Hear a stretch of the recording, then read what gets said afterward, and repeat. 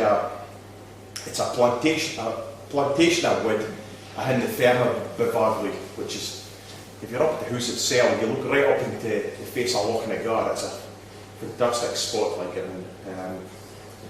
Stormy day, I suppose you would enjoy it too much, but the kind of spectacular place on a fine day.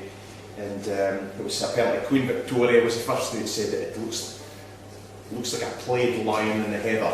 And it's often said, because Bavagli himself, the Ferner, at the time, was quite an eccentric kind of character, and he was known to get out in the full Highland thing. He kind of had the plaid and the big brooch and the kilt and the big hairy horsehair sporran.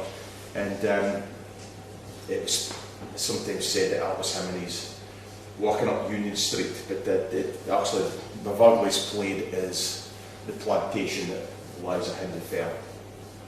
And it does look like that, I have to say. If you go up the Coils of Mick and look down, it's very plaid-like, apart from the dark.